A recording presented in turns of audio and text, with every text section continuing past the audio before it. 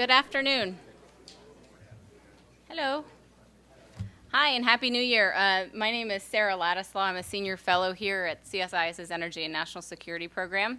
And welcome to all of you to our first event of the new year.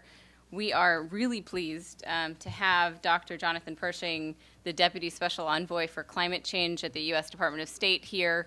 Actually, for the third year in a row, Jonathan is going to be part of one of our kickoff events for the year. The first time was as a partner to our energy security and climate change efforts at his old position at the director of the Energy and Climate Program at the World Resources Institute. And then last year we were privileged to have Jonathan here to tell us about what happened at Copenhagen. And now, once again, here to talk about the recent climate change negotiations that took place in Cancun. And so I'm sure there's a lot of differences between what happened in Cancun and Copenhagen that he can talk about. I think maybe the weather was probably one of them, though I suspect you didn't visit very many beaches. And then also not having the pressure of having all of those heads of state arrive at the end of the week was probably welcome relief as well. One of the things we really wanted to do this year was to spend some time on what was happening with the climate change negotiations in particular, but also the climate change agenda more generally. One of the things that we've been hearing around town, the conventional wisdom, is that climate change is no longer in vogue when we're talking about U.S. energy policy priorities. And I think what we'll hear a little bit of today, in addition to Jonathan's views about what happened in terms of the international climate negotiations, but also how the administration views climate change as a priority going forward, is that many of our international counterparts don't view climate change as a done deal or a not in vogue issue. And will be something that we're going to deal with for some time to come. So it is with great pleasure, and on behalf of Dr. Hamre, Frank Forrester, the head of the program, they welcome Dr. Pershing here to provide his comments and views on what happened in Cancun, what we can expect going forward, and then open it up for discussion with all of you. So thanks very much, Jonathan.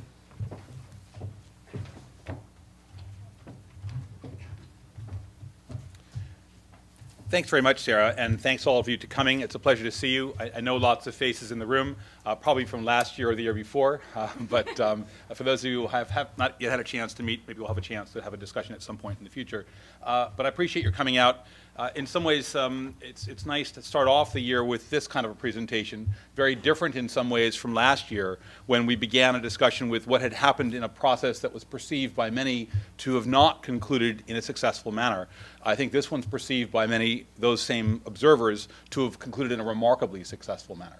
And I think the part of the question really is I'd like to address today is, what's the difference? Is there a difference? How substantive is that difference? I actually think we would never have gotten what we got in Cancun if we had not had Copenhagen. That Copenhagen is in a very large sense, not just a ratification of, but an elucidation and an elaboration of the specifics in the paradigm shift that I think is marked by the Copenhagen Accords. And I'll try to frame that in somewhat more specifics as I go forward. It's useful as you think about this process not to put Cancun in some abstract, isolated context. You've got to put it in the context of the history of the climate change discussions. And it's with that in mind that I put together this little slide. It's really schematic because there's a lot that happens in the intervening years that don't show up here. But you really have to go back to the convention and in some ways previous to the convention just to see what the context is. This has been a 20-year negotiation, not a 12-month negotiation.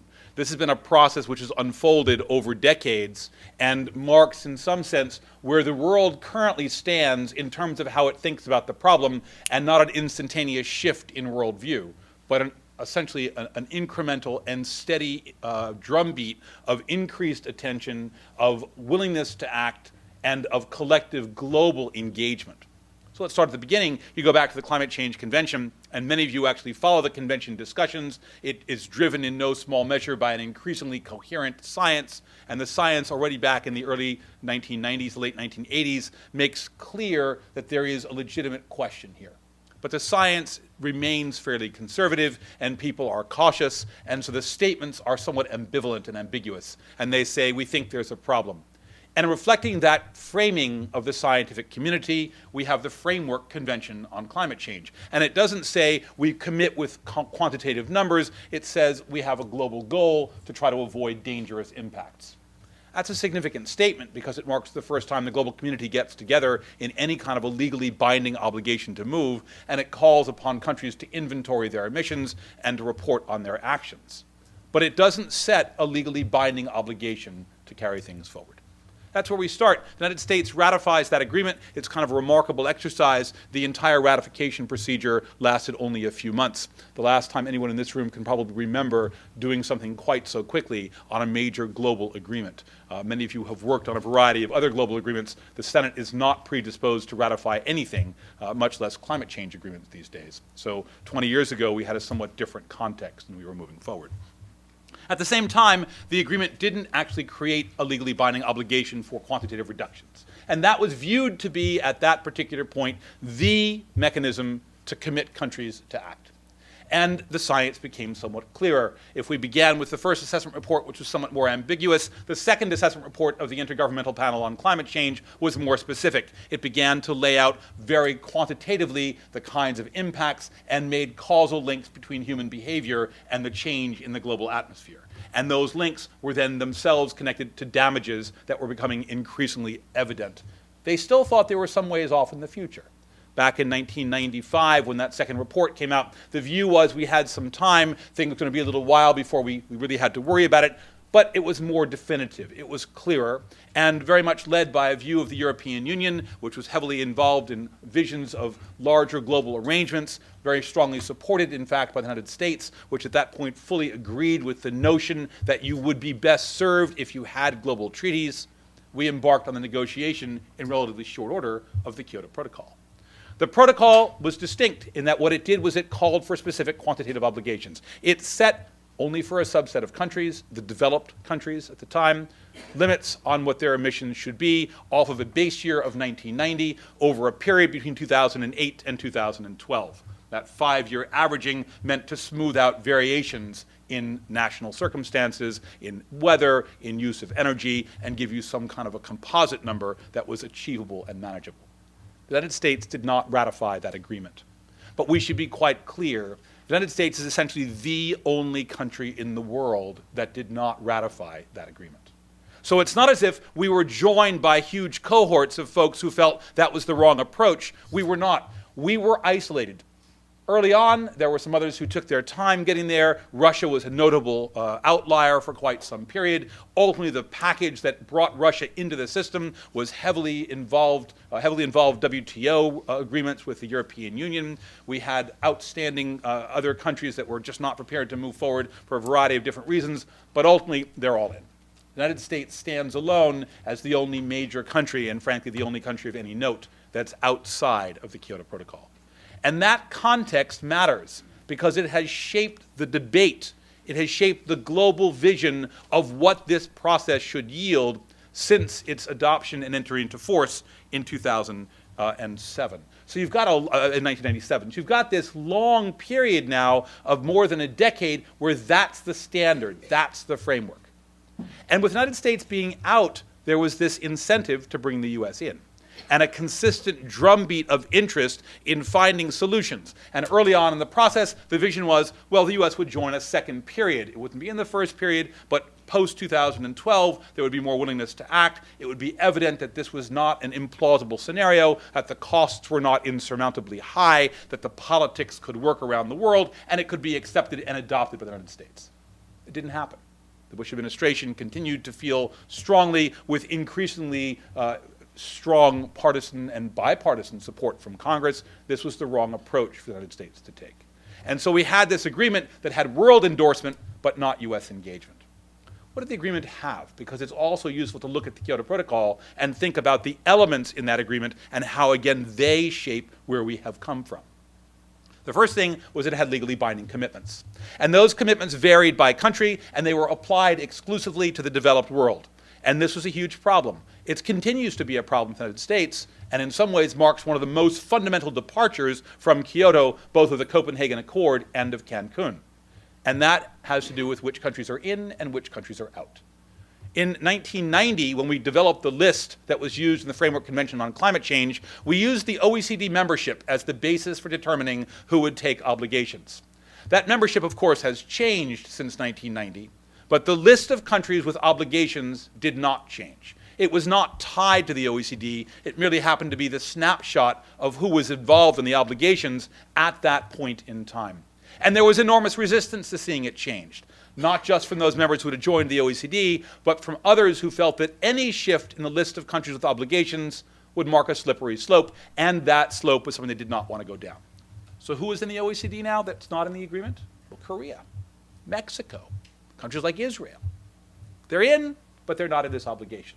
And definitely countries like China and countries like India and countries like Brazil, with significant shares of the global contribution to greenhouse gas emissions, also not in, and significant shares in terms of their competitiveness with the United States and Europe and others, not in. That framing fundamentally important. A second significant element of the Kyoto Protocol was its emphasis on markets. And the vision was that if you were able to create a legally binding structure, you could establish a regime where you could have a cap on emissions, and then you could retain the environmental integrity, but allow trading to maximize efficiency and minimize cost. That vision was elaborated in a series of additional decisions taken the year after the Kyoto Protocol in Marrakesh, and you had a whole detailed elaboration of project-based offsets and an emissions trading regime. That fundamentally continues to be a very strong vision. And I would note that it's one that we still think the United States and the administration would be effective. That was something that we proposed and we worked through last year, didn't get through Congress, but continues to be, I think, a vision of one scenario for success. The rest of the world had come to adopt that vision. And now there's a very strong coalition in support of the idea of markets. It comes from two sides. It comes from the vested community in the European Union, which is working on an emissions trading program and has that interest going forward. And it comes from a vested interest on the part of developing countries, which are involved in project-based offsets for whom there has been a payment for ecosystem services, in particular for carbon dioxide and other greenhouse gas emissions. That's a significant framing, and it again colors the negotiations that we've had over the course of the last several years. But on both of those counts, we departed in that domain. The third thing, and in some ways it's linked to the first one of targets, it's not just a question of who's in and who's out and whether it's markets or non-markets. It's a question of who makes the determination about what countries undertake. Who decides what they will do? In Kyoto, the process was an international negotiation in which the numbers of the emissions reductions obligations were essentially negotiated among the parties. The determination was made, we'd like to see a reduction of give or take. Some people wanted 10% or 15%. We compromised on 5.5%, 5.4% among the countries. But then the allocation was done by the process at the highest level. It was done in a negotiation in a small room in Kyoto among the parties who had obligations, and the chair walked around with a clipboard and said, listen, you guys are at 7, there's a lot of push for you to be at 9, but how about if you do 8? And the EU said, okay, we'll do 8. And the Canadians said, well, we can't do as much as the US. And so he said, well, the US is doing 7, why don't you guys do 6? The dynamic there of a negotiation among the parties with a top-down allocation was a central part of the Kyoto structure. And we have again departed from that. So let's fast forward, because we now have a whole period of a decade where things in the Kyoto Protocol are kind of moving along, ratification is happening, implementation is happening, and a continued interest in bringing in those parties that are outside the process. So we come to a change in the US administration, and a change which very much is one of an administration which doesn't believe climate change is much of a priority, downplays it in the international context, creates some technology arrangements to try to move some pieces forward, but does not operate in the context of having a new international framework. Our administration comes in with a different view. The view is essentially that the problem is hugely important, that there is no plausible scenario in which you can solve the problem with any individual country acting alone. That countries are so tied and their economies intertwined in a way that it's not plausible to imagine some subset doing the entire thing. It won't work. You've got implications for impacts, you've got implications for finance, you've got implications for technology that cross the boundaries of whatever subset you might imagine. If it's the G8, it's too small. If it's the G20, it doesn't speak to the impacts of all of Africa or all of Latin America. If it's the context of an agreement that might be everybody, you then have to be back in the UN framework. And the rest of the world has adopted this framework. So it's just been the US as an outlier there, and re-engaging becomes part of the process for thinking about how we can move it forward. But it's equally clear that the structures of Kyoto would not work for us. It is clear they would not work politically. We couldn't move forward under that framework. We need a different process. We need a different model. And Copenhagen represents that model. It is a shift in the paradigm of a quite profound nature, where we'd had a top-down assignation of obligations. We now have a bottom-up structure in which countries make pledges and move themselves forward. Where we had had a pretty much exclusive emphasis on the market as the element, we now have a bottom-up vision in which countries take on actions that are suitable to their domestic circumstances. It doesn't mean you can't do a market. It means that the global community is not telling you have to do a market. It means that you can do things that are quite diverse in terms of the outcomes on efficiency, on renewables, on land use change, on industrial activities, on transportation, and those all work because the community is looking for reductions. It's not dictating how they would be done in a top-down process. It doesn't exclude the market. The market's still in. It just doesn't focus on the market the way Kyoto had done. And most significantly, it ends up incorporating a much larger group of countries. It is no longer a limited action in which the OECD, by virtue of its membership in 1990, have obligations and the rest of the world does not. It now is anybody who wants obligations and is prepared to step forward can insert those, and the negotiation was done in a manner to assure ourselves that all of the major economies were in. All of the major economies took commitments, and those commitments were inscribed in a public list. But it was a two-page document. The Copenhagen Accord is a very limited, high-level political deal, but quite short. And so in many ways, what we're seeing in Cancun is a reflection of what comes next. So what's in Cancun? Cancun's got a whole series of elements. I'm only going to dwell on a few of them: shared vision, adaptation, actions on mitigation, how you think about those, the whole issue of transparency, the reporting on your efforts, finance, the questions of reduced emissions from deforestation, and technology. Let's start with shared vision. The shared vision concept is essentially a framing. How do you package the thing that we're trying to do? How do you characterize it for the world? What are the high-level goals and objectives that you're seeking to do? All of these things are framed in the text. It is explicit that climate's a challenge. Well, we kind of know that, but saying so and putting it down in text is important. The fact of its existence is really unequivocal. And we're making a definitive statement, a political statement, based on the science to that effect. And we also, based on the science, based on the National Academy's reports, based on the IPCC, look at the causes. So it's not just the temperature is rising, which you can measure, it's that the understandings that we have are that the increase in temperature is very likely due to human activity, and we say that. We know that we need deep cuts if we're going to solve the problem, and in particular, there appear to be a number of inflection points in the damage curves. 2 degrees seems like a reasonable one that suggests that there are significant damages above. It's not that there are none below, but there are very significant ones above that.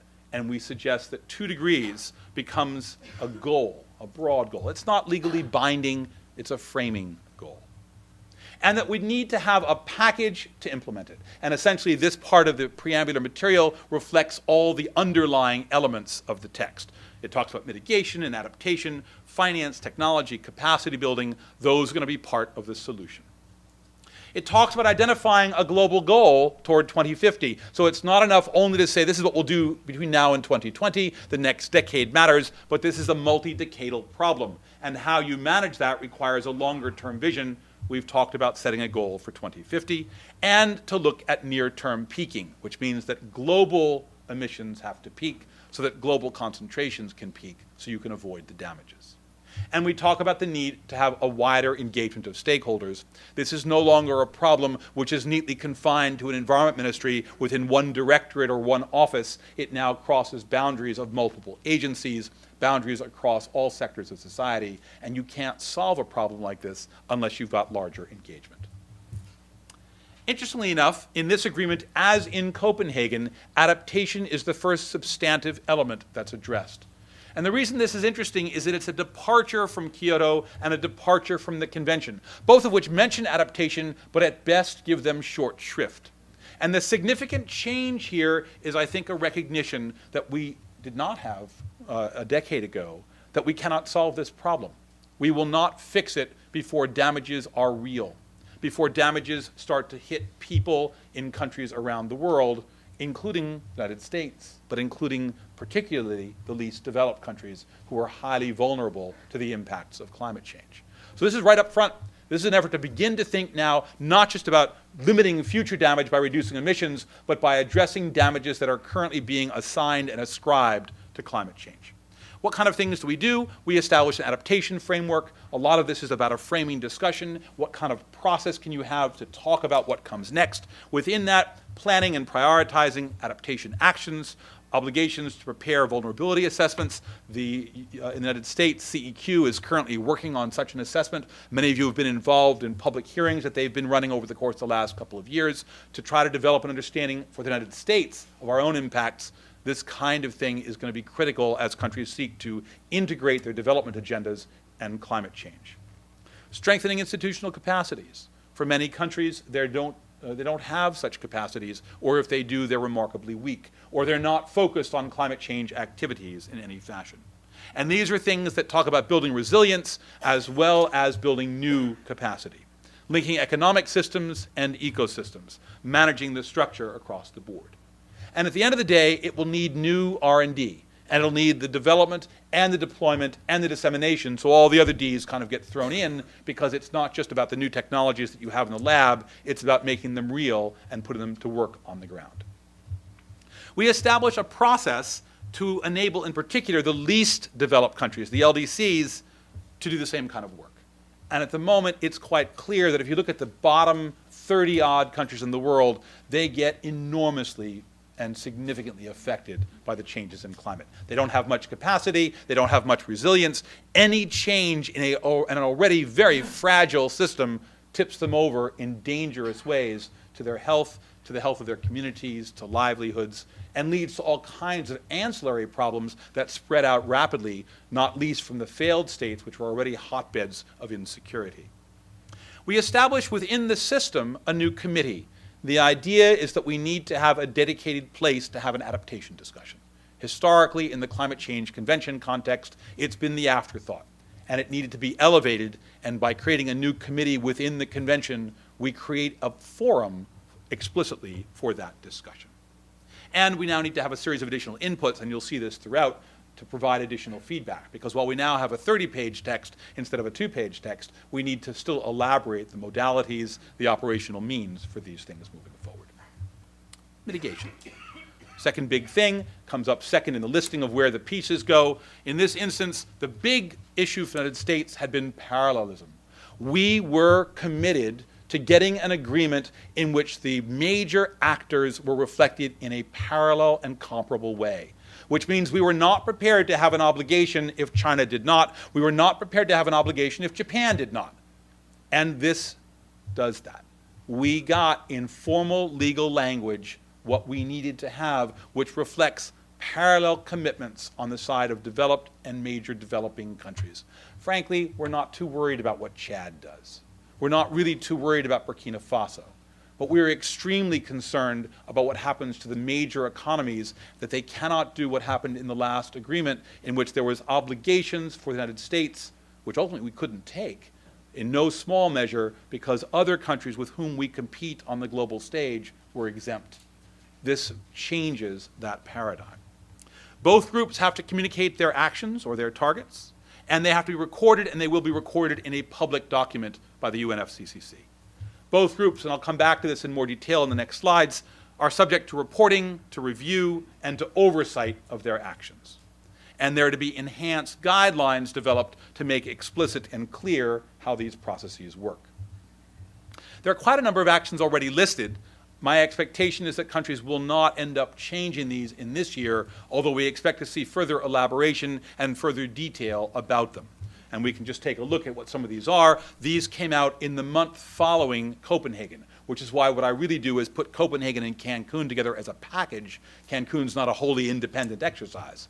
But there's a range in some of them. 36 to 39% below BAU is the Brazilian number. That's different from the number that China has got, which has got 3 different elements, one of which is an intensity number in terms of greenhouse gas emissions per unit of GDP, a second of which has to do with renewables, and a third of which has to do with land use and forestry. So you get a diversity of actions being listed.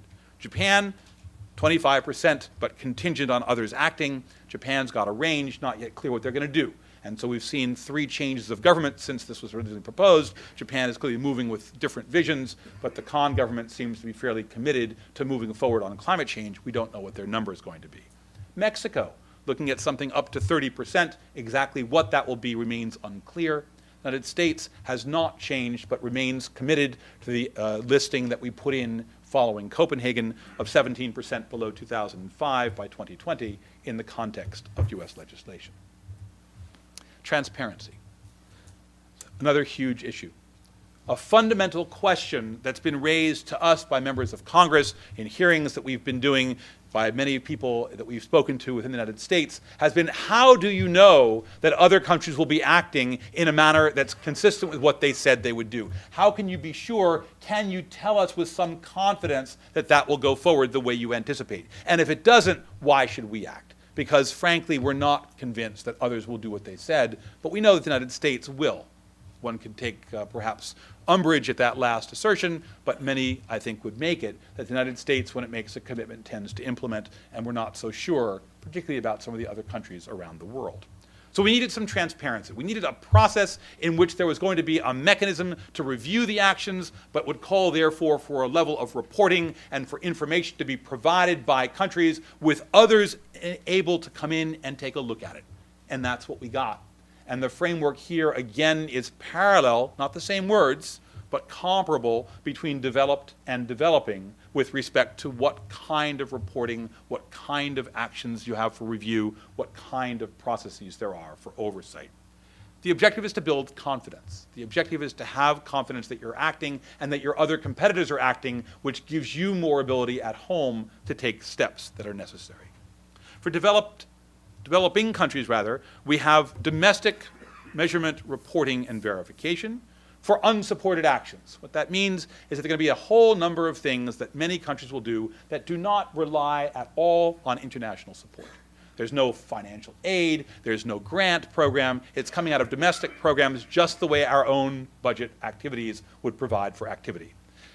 In that element, there's a domestic measurement, reporting, and verification program. International consultations and analysis would then be undertaken on these domestic actions, which means there's an outside process, not just the country itself saying, well, I looked at it and it's fine, don't worry. You have to have guidelines for your domestic programs, and those are to be elaborated. But then once you've done the domestic exercise and review, you are then subject to this international consultation and analysis, which provides an opportunity for other countries to examine what you have done. That gives us the ability to look at China, to look at India.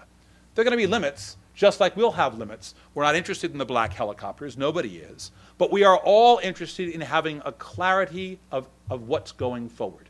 And that's what we got with the language that's in the agreement.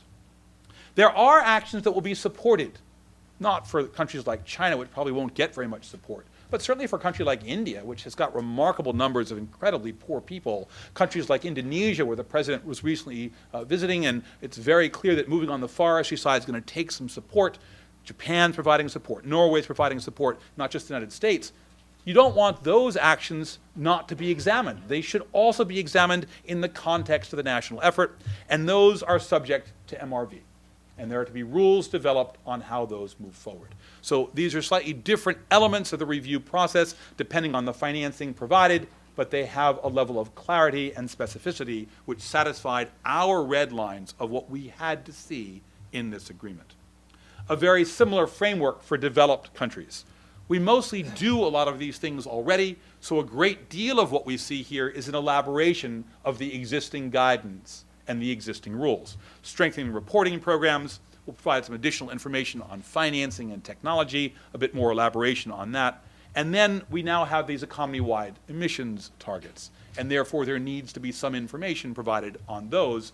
In the existing framework convention, there were no such targets, and therefore there were no guidelines about how you might report on those actions. That's now incorporated into this text.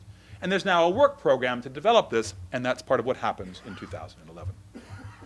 Finance, a huge issue in the process. The agreement, in no small measure, in Copenhagen was predicated on the fact that there was going to be action by all the major players, and there would be support for those who could not meet the test on their own and who needed assistance both to mitigate and to adapt to the damages of climate change. And it was significant. We moved forward in the course of the period between 2010 and 2012 with a commitment to providing financing approaching $30 billion over the 3-year period. And by 2020, we committed to mobilizing financing of $100 billion per year.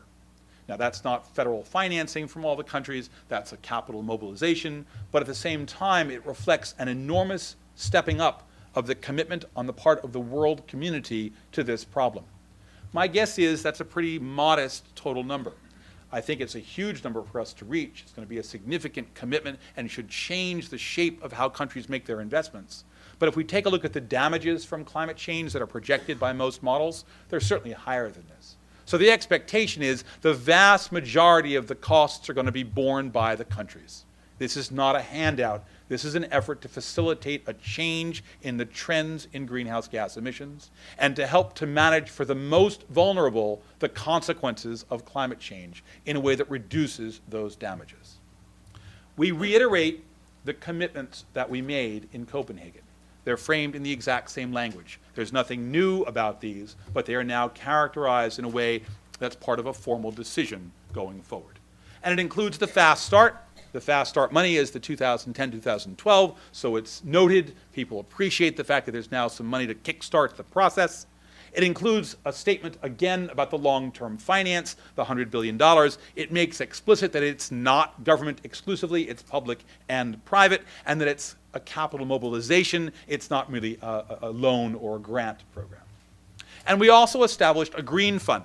The idea behind the Green Fund is that we need some new mechanisms that have the confidence of the global community through which at least a portion of these finances would be moved. The World Bank is not a popular institution and was an unacceptable body for most countries as the locus for these kinds of financial structures. At the same time, there are no other institutions that could fill this role.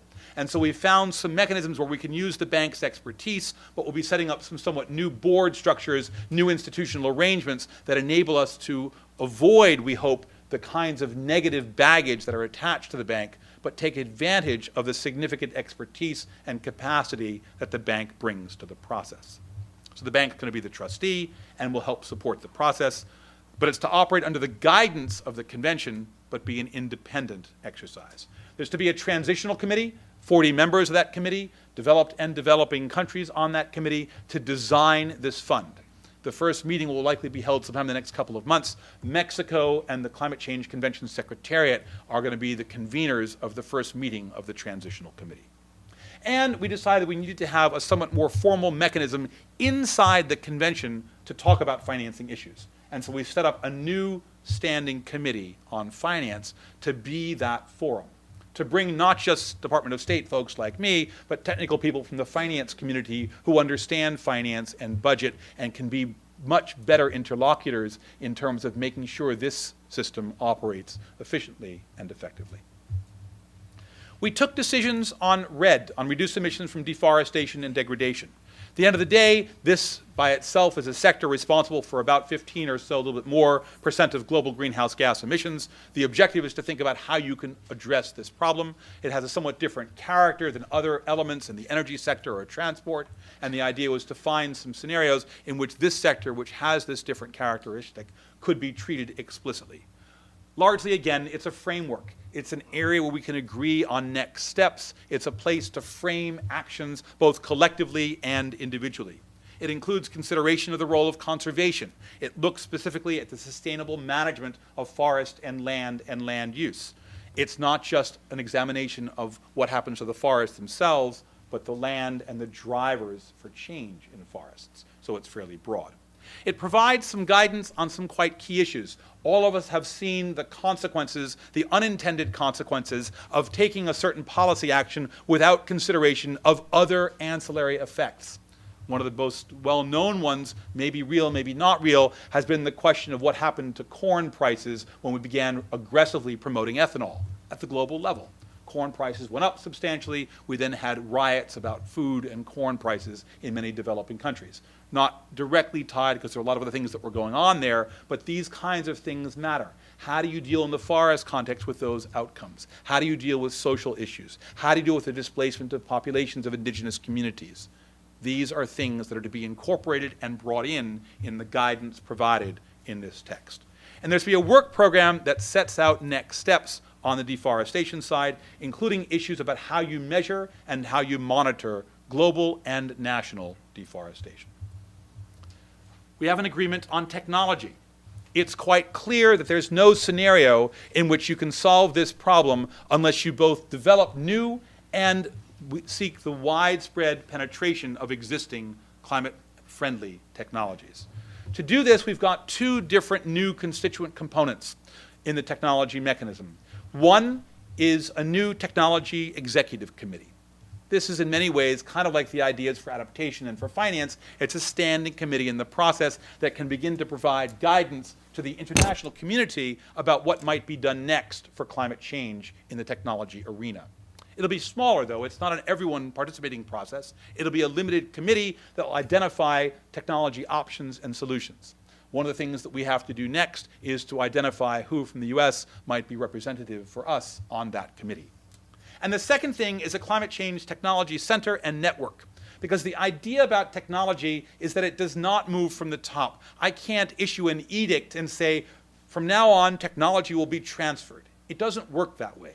It works by companies making investments and training people on the ground. It works by individuals and entrepreneurs developing new ideas and profiting from those in an environment that enables that profit to be realized. It comes from a mechanism in which you have a much more bottom-up vision of how technology moves, and what the international community can do is can establish training programs. It can create opportunities where you think about the policy environment and promote that through information and exchange of success stories. That's what the network might do. It's designed in no small measure on some work that was done in the Consultative Group for International Agricultural Research, the CGIAR system, which some of you may have worked on, in which there are distributed networks around the world that work on different food crops. So you've got programs that work on rice and wheat and corn and cattle, and these are in countries, but others can come there and pick up information and ask for guidance and for feedback and begin to develop policy arrangements as well as support research in the areas of agriculture. This is now going to be designed in a similar fashion, building on existing institutions for technologies.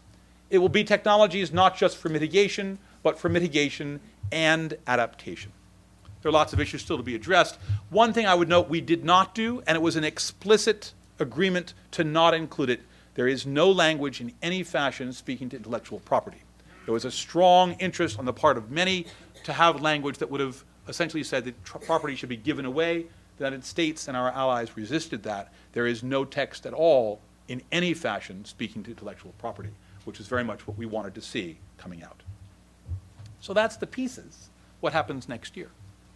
Most of what happens next year is that we're going to be in a position to have to figure out all the details. You've seen the committees. We have to name people to those committees. We've got boards. We've got processes. We have a whole series of actions obliging us to move forward on guidelines. We have to develop those guidelines. This is going to be a busy year for implementation. It is not a year in which we anticipate changing the basic pledges or the basic structure. We don't think that's necessary. We actually now have a new framework, and it was a framework that was adopted by the parties in a decision in Cancun. And in some ways, that may be one of the most significant differences between Copenhagen and Cancun. The underlying structure was developed in Copenhagen, but it was not agreed there. We ended up with an agreement that kind of fell apart, that foundered on the back of a number of countries that objected. And they objected for a handful of different reasons. They objected because they felt the process was closed. Mexico in Cancun ran a process that was remarkably open and inclusive. That took away a number of objections. They objected because they felt that it was new and too different, and it excused countries who should have acted, the developed countries, and obligated countries who they thought should not have to act, developing countries.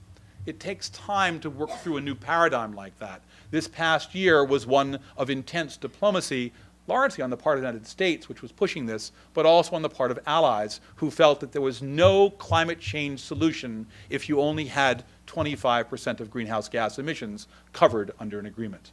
And this reflects a global consensus that, yes, that's true. There is clearly a differentiation retained. It is not as if we have lost all difference between, a China and a Chad or a US and the United States of Tanzania. We have not. They are different. They have different capacities, and the expectation is that they will act differently. But we are no longer in a position where we say this can move forward successfully if only 25% of the emissions are covered. The commitments currently listed cover over 80% of greenhouse gas emissions. Under Kyoto, which was the old model, emissions between 1990 and 2007 from CO2 climbed on the order of 40%. That was the global increase in greenhouse gas emissions in that 17-year period. So if you think that that was a successful model, I think you should think again. It didn't work. And it was not that the Annex I parties in aggregate failed to meet their commitments. The US wasn't a party, so it can't be held accountable, but the other parties are actually below their obligations, in no small measure to the collapse of Eastern Europe and Russia, which had significant reductions. But the net effect was they did meet their commitments, and global emissions still went up 17%, 40% in 17 years. That's not going to be a workable scenario. This may be somewhat better. It structures itself differently. It frames things differently. Hopefully it's a program that countries like China and India, and we believe the US, can not only adopt, but work within and implement.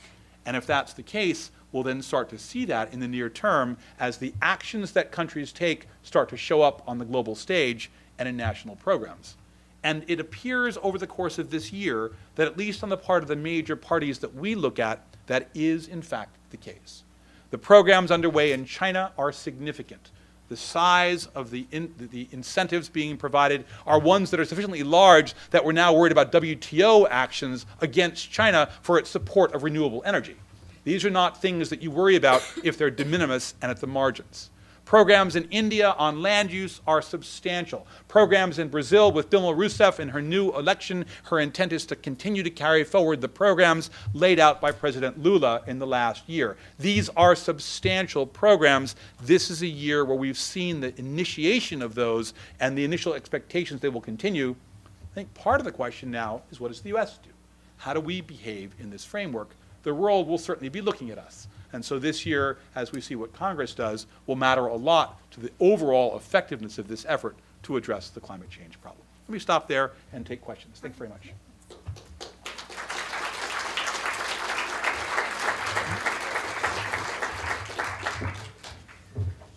Great, thank you so much, Jonathan. I think that was a really good and comprehensive education on both what happened before Cancun and what happened in Cancun.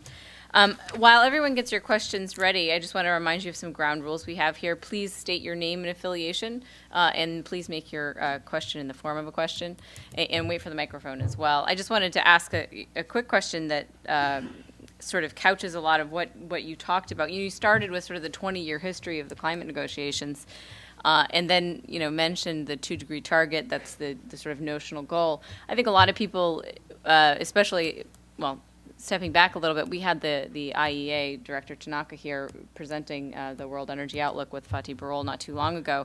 And there's a lot of skepticism about the ability to meet that 2-degree target, even with what is included in the Copenhagen Accord. And so, there's kind of two parts to the question. Is one, if the UN process is one that takes 20 years to get to this stage, how much longer do we have to see whether or not the commitments are actually coming to fulfillment? And does it matter whether or not we're actually on track to meet that target in the context of what you all are doing in those negotiations? Or have you set up a framework that you think withstands that question either way? So. Thanks, Sarah. I mean, my own sense about it is that the 2-degree goal is a very useful framing construct. What we have in the absence of that is a question of what level of overall effort are we seeking. 2 degrees frames that. It doesn't say you have to get there. It's not written in a form that says, here are the legal compliance or non-compliance consequences or penalties for not meeting that goal. but it gives you a level of effort. There are a variety of different numbers that people have cited and used about that goal. It appears that if the US and if other countries take their current steps and stop there, you would not meet the goal. But it appears that there are a number of pathways that if those countries take their current steps and then iterate and elaborate and further reduce emissions subsequent to those first steps, you could still get there. So that becomes a question. It is equally clear that the idea of setting up a long-term goal needs to be disassociated and detached from the framing of a near-term goal. You can't, in our view, set something up in the next 5, 10 years that's impossible to meet. So what you do is you have a vision of where you want to get, and then you try to set up a rational and plausible pathway to get to that vision. We think that 2 degrees is not a bad number. We think the current obligations that countries have taken would be a legitimate first step, but they have to implement. Okay, we'll take some questions from the audience, starting over there. Oh, just wait for the microphone. Vicki Roy with Georgetown Climate Center. Great to see you, Jonathan. Great job as always. I'm interested in that you didn't mention the Bolivia objections, and if you could speak a little bit about your perspective about what that means, if anything, to the process moving forward. And I wished you would have elaborated a little bit on your last point about what we can anticipate in the U.S. I know it's challenging times, but would appreciate your views on how we can get to the U.S. target now, please. So thanks very much. Good to see you, Vicki. Happy New Year. Bolivia is an interesting example. It's the only country at the end of the day that objected to the agreement. There's an open question about the rules of procedure in the process. They've never been adopted. We've never adopted rules of procedure for the UN Framework Convention on Climate Change. We've been messing around with them for the years since we did the agreement to begin with in 1992, and we've never adopted them. Rules of procedure have to be adopted by consensus, and so you can't adopt rules if you have no consensus, and we have no consensus about what's known as Rule 42, which is the rule about voting. So it's the one rule that might move you forward in these kinds of issues. So at the end of the day, historically, it's been run in that if there's an overwhelming view that the chair has, that the room is in agreement, they'll move something forward. It's not a formal definition of consensus. We don't want to see a formal definition of consensus, and we certainly wouldn't want to use this as a precedent to change a formal definition of consensus. What instead we used here was traditional practice. Every single agreement that's been taken by this process has been done through a general examination of the room by the chair and a view that the room is prepared to move even if one or maybe a few countries have objected. That was the case in the convention. That was the case in Kyoto. That was the case with the Bali Action Plan. It was not the case in Copenhagen. In Copenhagen, you had about 30 countries that objected, and they were blocks. So you ended up with key players who were unprepared to move forward. So Bolivia, standing by itself, did not reflect the room. And in that sense, the process reflects the traditional systems that we've used to operate in, where it's the room and the large view of the room that moves us forward. The second question with regard to what happens in the US, I have the distinct advantage in answering that question of not having to have the answer to that question. So I work in the State Department, and the State Department was trying to get an agreement globally, which we got.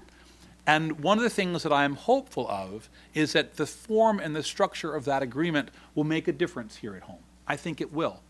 We've been told by many members of Congress that they wanted to see certain things as we move forward, and we made those elements among our priorities in our negotiations, and we got those. We got support for all countries acting, and all countries are now doing so, including our big worry, China, and they're acting legitimately and seriously. We got agreement on a transparent process for review. We got agreement on mechanisms to move forward on technology that can support that and that can be advantageous to us as global actors in the technology arena. We got agreement on structures for adaptation that might prioritize the least developed countries whom we as a nation worry about.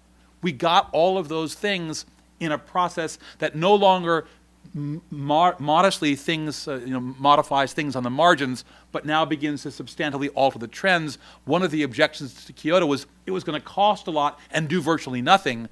This looks like it will be modest or reasonable costs and do something real. All of those things are part of the program. That's what we could bring to the table to help Congress maybe move forward. It's going to be a task. We're going to have to work with members of Congress. One of the things that I actually look forward to doing is to having those discussions. I hope that if people are better informed about the process, I think many have not focused on it, we can be more effective and more successful. The problem is not going to go away. One of the things that I'm struck by is reading the science on a regular basis, which I try to do. I still subscribe to about a dozen different journals, and the science is unequivocal. And the articles give you nuance around the margins of how bad will it be, not whether it'll be bad. And I think that a lot of people who think about the problem understand that, but a lot of people have not yet had a chance to think about the problem. And if we can inform them, I think we bring to the table a much more compelling story on the international side to help move that object forward.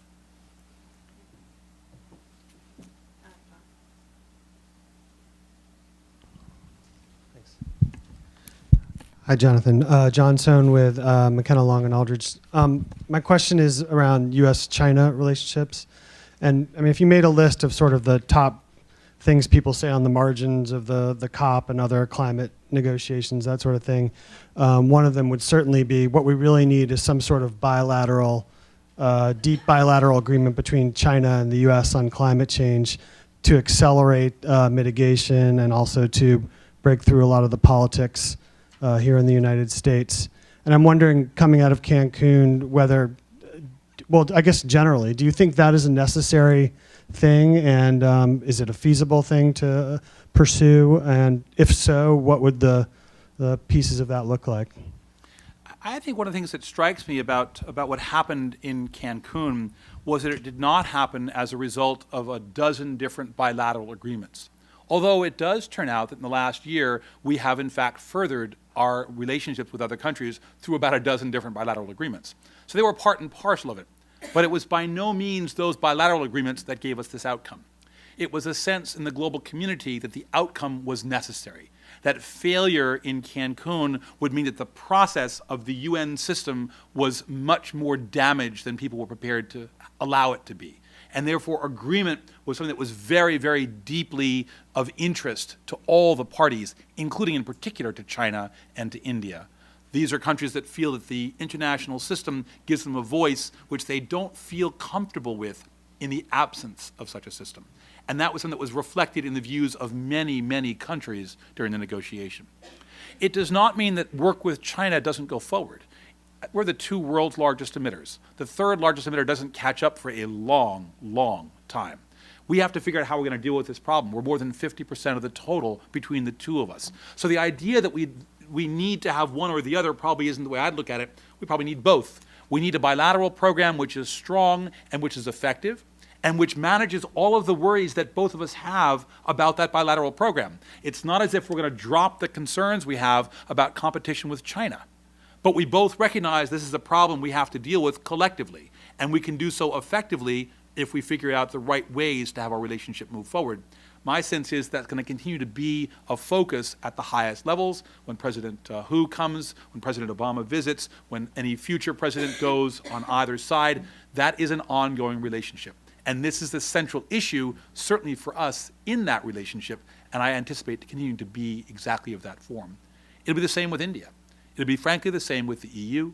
It'll be the same with Japan. There are going to be about a half a dozen big players who, on the mitigation and technology side, are going to be central to a long-term success.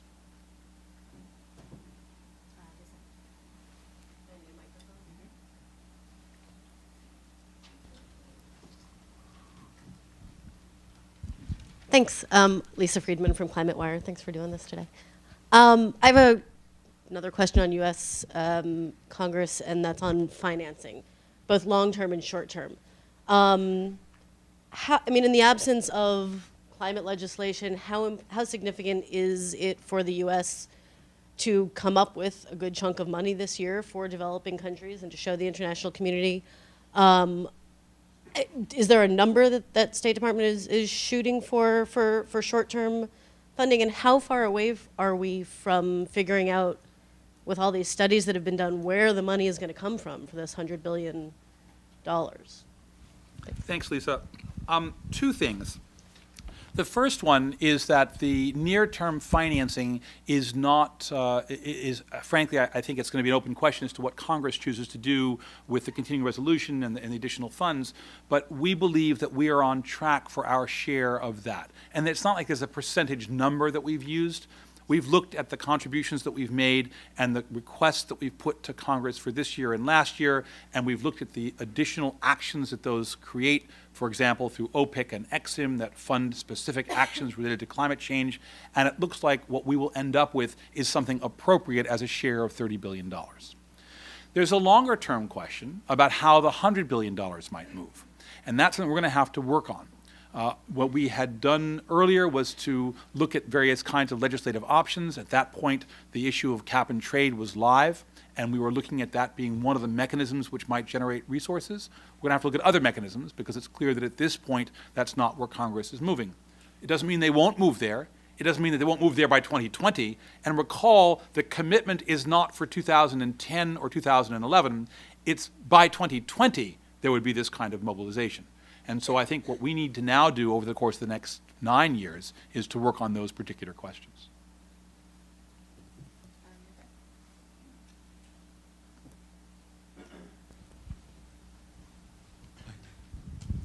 Hi, Jonathan. Chris Holly from the Energy Daily.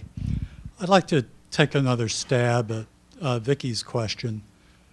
As you know, with the collapse of the climate legislation, EPA remains the main game in town, its regulations.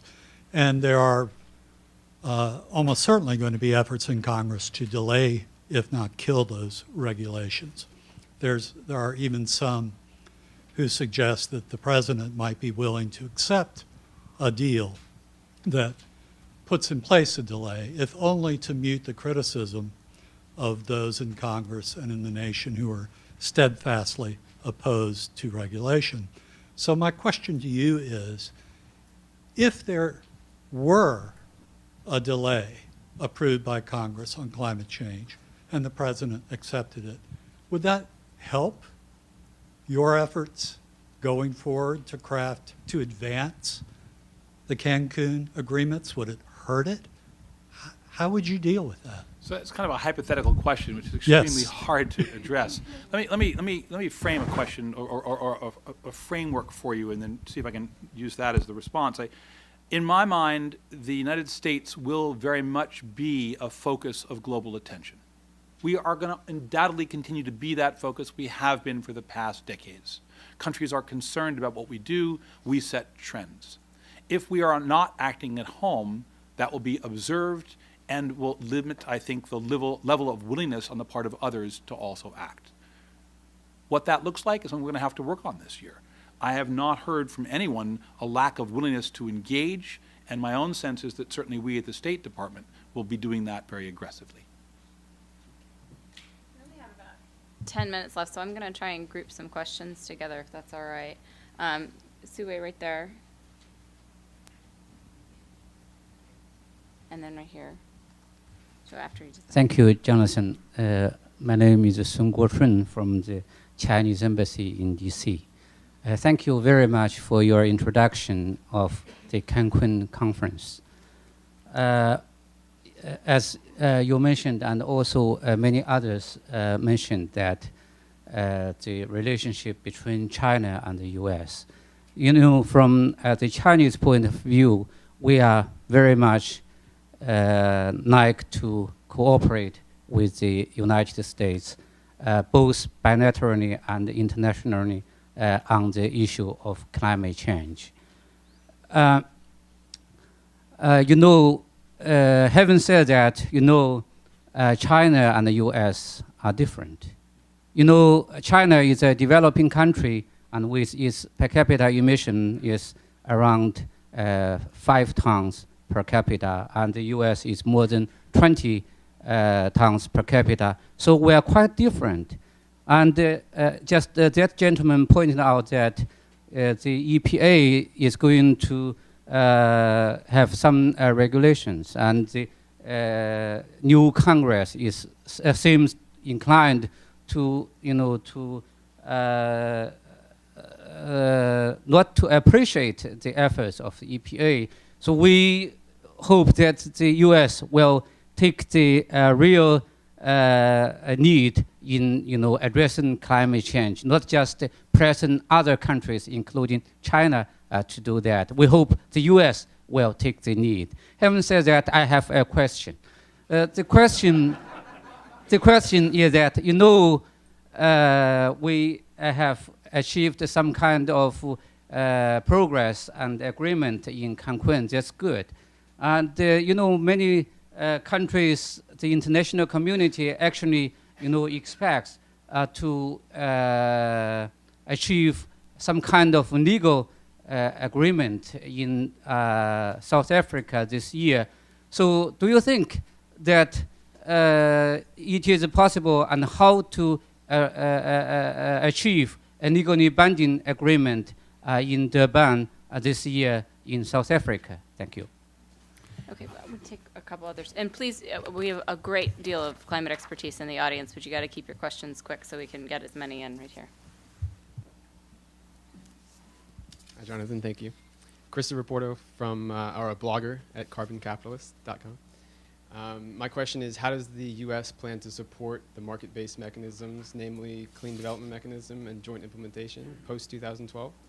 And specifically in the context if countries don't take on binding agreements for the second commitment period of the Kyoto Protocol.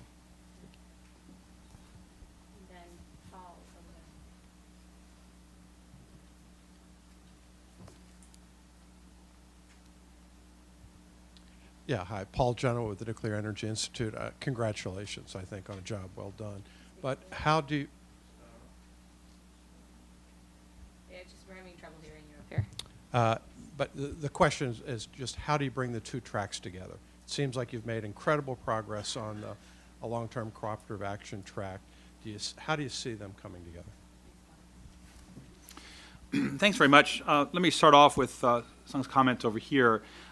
There are some very clear and distinct differences between the U.S. and China. They will stay for some period of time. In fact, there will always be unique characteristics that mark the two countries that I think will always stay different. I think what's in the context of the UN, where nations take on commitments, nations have obligations that are a function of their size and a function of their capacity. China clearly has indicated its willingness to act, and it is acting. And it's acting because it has capacity, and it makes a difference because it's so big. So I think in that sense, the U.S. and China have a lot in common. We are acting because we have capacity, and we are acting, hopefully, significantly because we're so big. In that sense, there are commonalities. I think we can learn a lot from each other. I think that the kinds of cooperative ventures that might be done between our countries could make a very big difference in terms of the overall effectiveness in reductions efforts, and those are clearly things we're going to have to prioritize. It is evident to me that the next step of this process could go in many, many different directions. I am struck, however, by a comment that was made by Jairam Ramesh, who's the Minister of Environment for India, who was speaking before his parliament in reviewing what had happened in Cancun.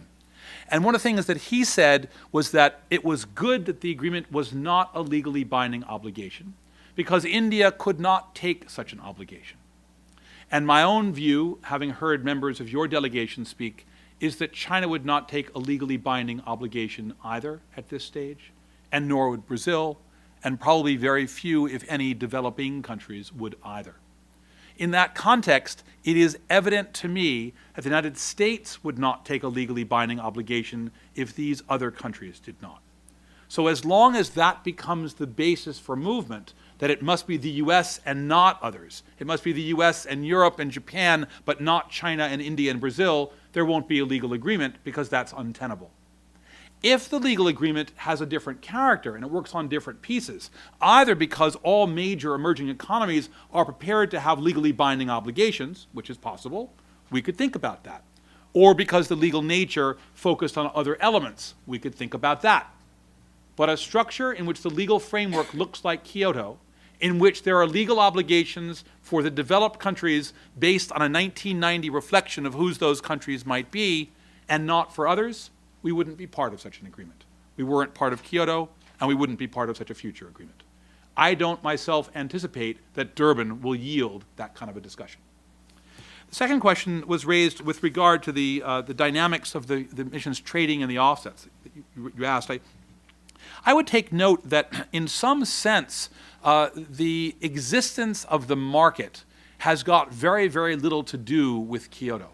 It was established by Kyoto. The idea that you could get there was fundamentally a Kyoto concept. And in fact, if you look at the history, the country that was most, or the group that was most strongly opposed to the market was Europe, which is the group that today has got the most advanced market structure. But Europe, in developing that structure, did not use the Kyoto model. In fact, the model called for countries to trade with each other. And in particular, the vision was that countries that had substantial excess capacity would be trading with those that had significant costs, which would have implied that Europe would have demand and Russia would have supply. But Europe has not chosen to go down that route.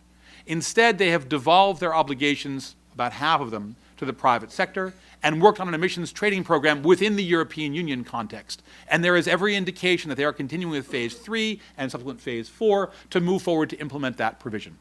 That continues whether or not Kyoto continues, whether or not there's a new legal treaty, because that's a function of a domestic commitment.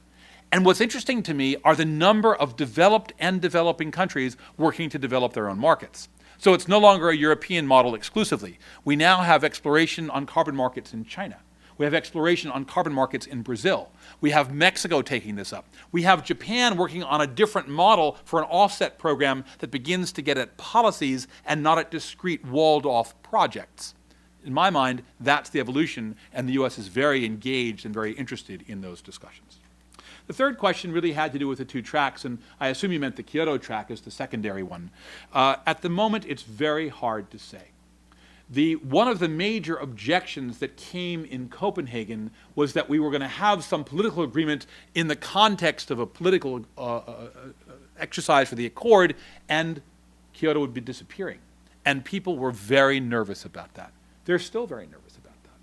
I think there are a couple of reasons that people like Kyoto.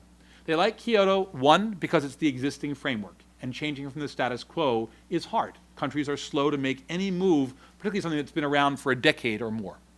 Two, because it provides a framework for some things they like. Financial infrastructure, which explicitly deals with offset programs that now is distributed to an increasingly large community around the world, and the expectation that it has a framework for emissions trading, which, while I think is not limiting, is certainly a view that many, many hold. And three, and not least, there's a great deal of interest in retaining the bright line between developed and developing. I think all of those things are going to stand for some time. My expectation is we'll continue to debate both of these agreements in Durban and probably following that. I don't see near-term convergence, at least not this year. Do one more. Okay, we can take one more question right here.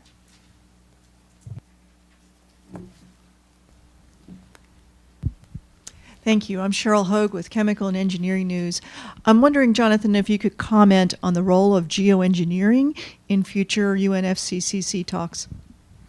Thanks very much. I think the most significant event that happened in the geoengineering conversation actually did not happen in Cancun or Copenhagen. It happened in Japan, in Nagoya, in the biodiversity talks. And in that particular context, the world community, the United States, is not a party. So here's one of the consequences of not being a party to an agreement. The world community essentially said that it felt that it was inappropriate currently to work on geoengineering. Now, it doesn't apply to us, and a lot of people interpret it with some latitude in terms of the rigor of the limit. My own sense is that's a mistake. I think there should be some work being done. I don't want to be misquoted here. I think there's an enormously difficult debate to be had about the geoengineering questions. It is by no means a panacea. It has enormous consequences, which we frankly don't know even what they may be across the board. It's an experiment that we've never tried and would seriously, frankly, be, I think we should be very, very constrained before we seek to apply it. But at the end of the day, the climate change damages that we foresee are huge. The consequences are significant. The rate of emissions growth is large. There may not be very many choices beyond that, and we certainly shouldn't foreclose it, although at this particular point in time, we definitely should not take it on. There are other choices, but some of the programs on research that might be looked at are things that could be carried forward. It wasn't a big discussion in Cancun. Thanks all very, very much. Good to see all of you. Look forward to seeing you next year, same time, same place, post-survey. I don't even have to pitch it. Please join me in thanking Jonathan Frischman.